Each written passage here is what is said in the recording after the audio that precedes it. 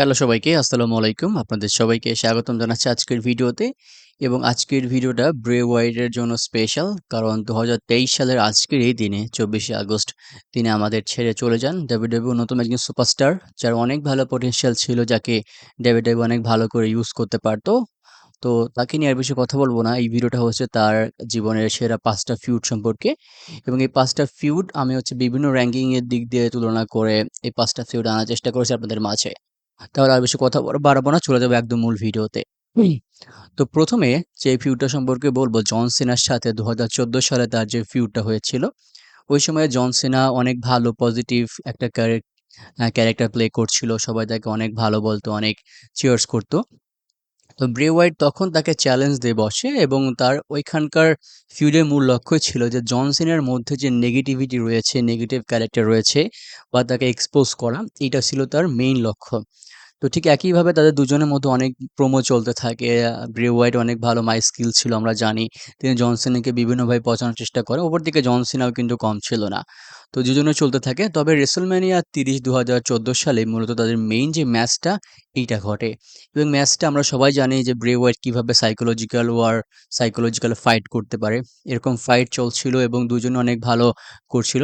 তবে একসময় দেখা যায় যে ছোট বাচ্চারা এসে গান গাচ্ছে যে "He's got the whole world in his hand" এরকম যখন গান গাচ্ছিল, তখন জন সিনা আসলে অনেক বেশি ভয় পেয়ে যায় বা অনেক ভয় পাওয়ার মতো একটা সিনারি ঘটে।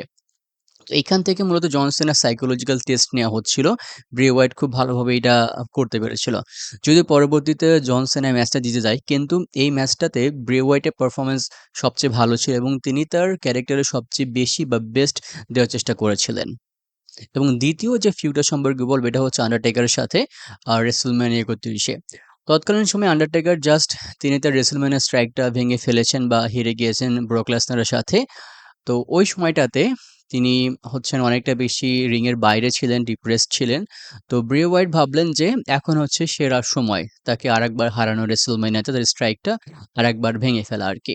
তো তিনি আ আন্ডারটেকারকে নিয়ে বিভিন্ন প্রোমো কাটতে থাকলেন। তিনি বলতে থাকলেন যে ডার্কনেস বা হচ্ছে যারা ডার্ক ক্যারেক্টার প্লে করে, তাদের মধ্যে তিনি আন্ডারটেকার যে সেরা এবং আন্ডারটেকারকে তিনি আবার হারিয়ে দিতে পারবেন আরকি।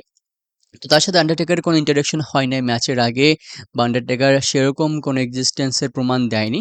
তো ম্যাচের দিন আন্ডারটেকার তিনি রিটার্ন করেন, যেটা দর্শকের জন্য অনেকটা বেশি ভালো মোমেন্ট ছিল আরকি। দুজনের মধ্যে অনেক ম্যাচ চলতে থাকে। এটা একটা হার্ড হিটিং ম্যাচ ছিল। দুজনে দুজনকার সিগনেচার মুভ ব্যবহার করেন। অনেক ভালো করে ম্যাচটা চলতে থাকে। ম্যাচের এক পর্যায়ে ব্রে ওয়াইট আন্ডারটেকারকে তার সিগনেচার মুভগুলো দিয়ে একদম ঘায়েল করে ফেলেন আরকি। তো তখন তিনি হচ্ছেন তার যে একটা সিগনেচার এক মুভ ছিল, যেটা হচ্ছে স্পাইডার ওয়াক। তিনি স্পাইডার ওয়াক দিচ্ছিলেন। ওই সময় আন্ডারটেকার আবার হচ্ছে উঠে যান আরকি বা রাইজ করেন এবং ওই মোমেন্টটা ছিল ডাব্লিউডাব্লিউইর অন্যতম সেরা একটা মোমেন্ট বলা চলে। পরবর্তীতে ব্রে ওয়াইটকে আন্ডারটেকার টম স্টোন দিয়ে ম্যাচটা জিতে যায়। তবে ব্রে ওয়াইটের পারফরম্যান্স ওই ম্যাচে অনেক বেশি বা অনেক ভালো ছিল এবং যারা অডিয়েন্স ছিল তারা ওই ম্যাচটা খুব বেশি এনজয় করেছিল। এবং 3rd যে আমরা ফিউড সম্পর্কে বলবো, এটা হচ্ছে র‍্যান্ডি অর্টনের সাথে ব্রে ওয়াইটের ম্যাচ নিয়ে। তো আমরা জানি র‍্যান্ডি অর্টন কিন্তু ব্রে ওয়াইটের যে ওয়াইট ফ্যামিলির সাথে তিনি হচ্ছেন জয়েন করেছিলেন বা যুক্ত ছিলেন একজন মেম্বার হিসেবে। কিন্তু আমরা র‍্যান্ডি অর্টনের আগের ক্যারেক্টার সম্পর্কে জানি। তিনি অনেকটা আনপ্রেডিক্টেবল এবং তিনি মানুষের সাথে বা রেসলারের সাথে কিভাবে বিশ্বাসঘাতকতা করতে হয়, এটা তিনি খুব ভালো করে জানেন। তো তখনকার সময়ে ব্রে ওয়াইট চ্যাম্পিয়ন হয়েছেন মাত্র এবং সেই সময়ে র‍্যান্ডি অর্টন তার সাথে বিট্রে করেন বা বিশ্বাসঘাতকতা করেন। এবং তাদের এই সেগমেন্ট চলাকালীন সময়ে একবার তে তিনি হচ্ছে ব্রে ওয়াইটের যে দ্য হোয়াইট ফ্যামিলি কম্পাউন্ড রয়েছে, স্পেশালি সিস্টার অ্যাবিগেইল, তিনি এই সমস্ত জায়গাটা একদম পুড়িয়ে দেন এবং এই যে সিনারিটা, এটা অনেকটা বেশি হচ্ছে হিউজ একটা প্রভাব তুলেছিল ডাব্লিউডাব্লিউই ইউনিভার্সের কাছে।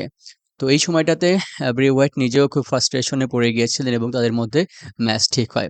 দুজনের মধ্যে অনেক ভালো ম্যাচ চলতে থাকে এবং ওই ম্যাচটা এমনভাবে সেট করা হয়েছিল, একদম ভয়ঙ্কর অ্যাটমসফিয়ার। ওখানকার লাইটিং এবং বিভিন্ন কীটপতঙ্গ ইউজ করা, এগুলোর মাধ্যমে র‍্যান্ডি অর্টনকে তিনি বিভিন্নভাবে ভয় পেয়ে দেওয়ার চেষ্টা করেছিলেন। যদিও পরবর্তীতে র‍্যান্ডি অর্টন তার RKO সিগনেচার মুভ বা ফিনিশার দিয়ে এই ম্যাচটা জিতে যান। তবে ম্যাচটা নিয়ে অনেক কথা আছে। স্পেশালি এই ম্যাচটাতে ব্রে ওয়াইটকে হারানো অনেকে মেনে নিতে পারে নাই। কারণ ব্রে ওয়াইট তৎকালীন সময়ে অনেক বছর পর ১ম বার তিনি ডাব্লিউডাব্লিউই চ্যাম্পিয়নশিপ অর্জন করেছেন। তাকে হঠাৎ করে এভাবে হারিয়ে দেওয়া, স্পেশাল একটা নেগেটিভ ক্যারেক্টারের কাছে, এটা আসলে অন্যরকম একটা ব্যাপার ছিল আরকি। এবং 4 যে ক্যারেক্টার সম্পর্কে বলব, 4 যে ফিউড সম্পর্কে বলবো এটা হচ্ছে ড্যানিয়েল ব্রায়ানের সাথে।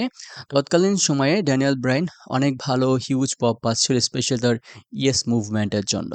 তো এই মুভমেন্ট চলাকালীন সময়ে the Wyatt family specially Bray Wyatt চাচ্ছিলেন যে তাকে নিচে নামিয়ে দিতে বা তারা যে নেগেটিভ রোলটা প্লে করতেন, পজিটিভ ক্যারেক্টার, পজিটিভ রেসলারদেরকে অ্যাটাক করতেন।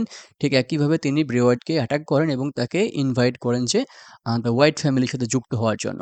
পরবর্তীতে ড্যানিয়েল ব্রায়ান দ্য হোয়াইট ফ্যামিলির সাথে যুক্ত হয় এবং তারা অনেকগুলো ম্যাচ খেলতে থাকেন।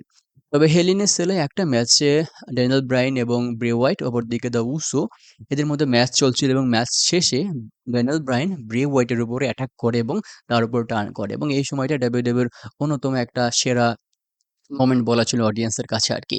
তো এর পরিপ্রেক্ষিতে মূলত তাদের মধ্যে আবার ম্যাচ সেট হয় এবং তৎকালীন সময়ে যেহেতু ব্রে হোয়াইট অনেক ভালো পুশ পাচ্ছিলেন এবং অডিয়েন্স তাকে অনেক বেশি ভালোবাসছিল।